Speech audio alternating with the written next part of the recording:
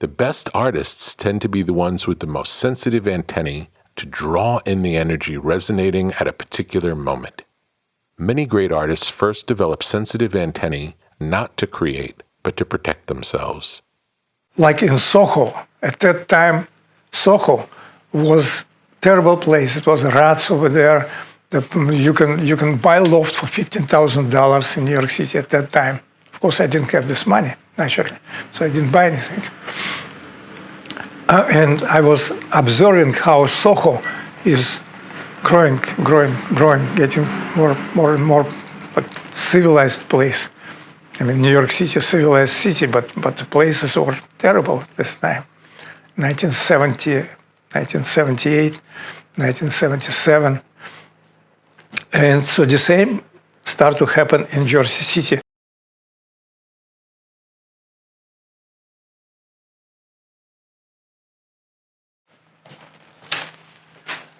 Now, relating to your question, Christine, about art in Jersey City.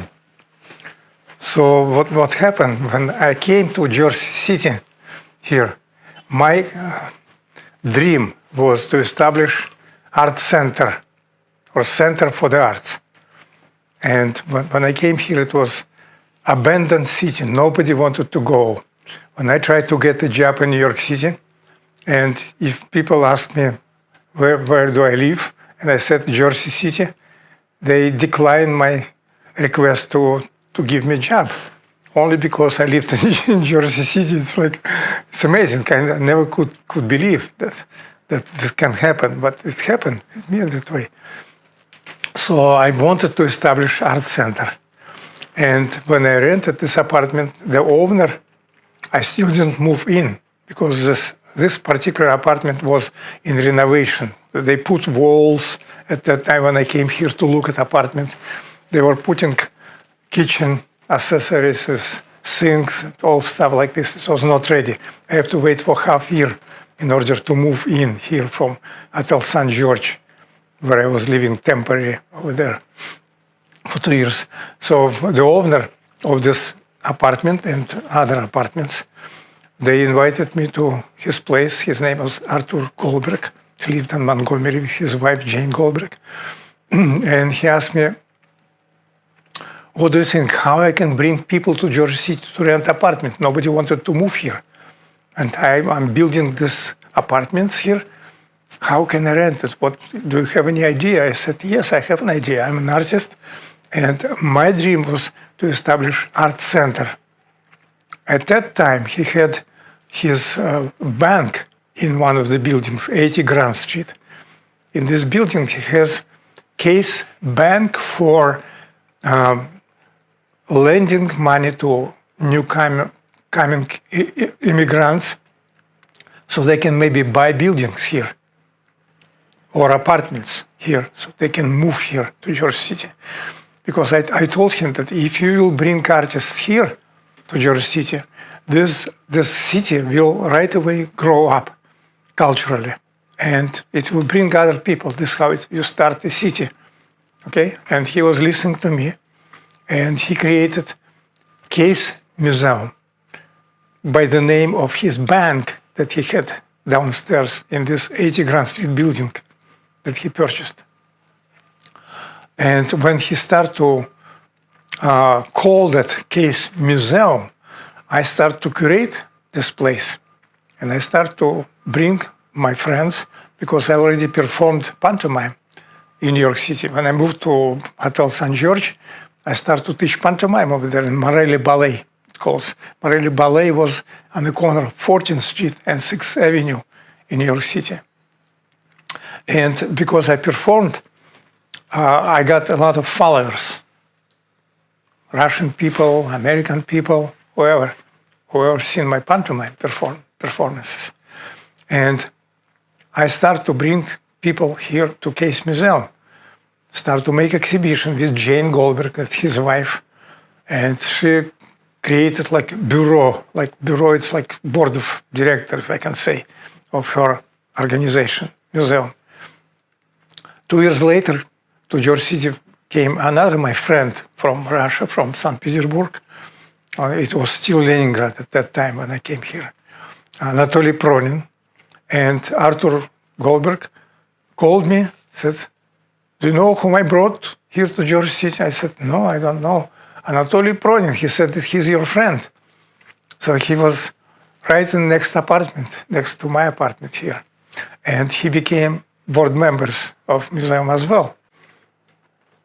Our first exhibitions in Jersey City were right in VanVorst Park, right here.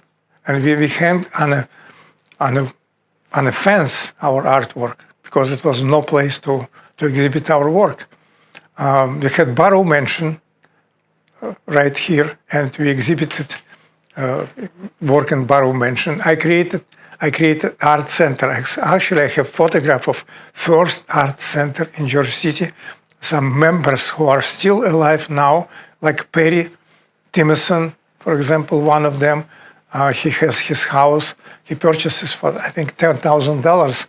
And when artists followed me and followed cultural events, even small events, then cities start to culturally grow up slightly, right? Look around you.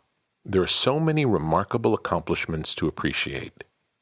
Each of these is humanity being true to itself, as a hummingbird is true to itself by building a nest, a peach tree by bearing fruit, and a nimbus cloud by producing rain. Every nest, every peach, every raindrop, and every great work is different. Some trees may appear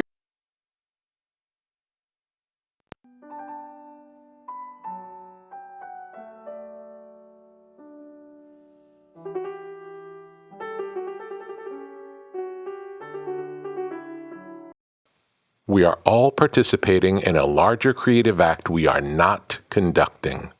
We are being conducted. The artist is on a cosmic timetable, just like all of nature. Our point of reference for beauty is nature. When we come upon these ratios when making art, they soothe us. Our creations are inspired by the relationships we're most awed by. The Parthenon, the Great Pyramid, Leonardo's Vitruvian Man, Brancusi's Bird in Space, Bach's Goldberg Variations, Beethoven's Fifth. These works all rely on the same geometry found in nature.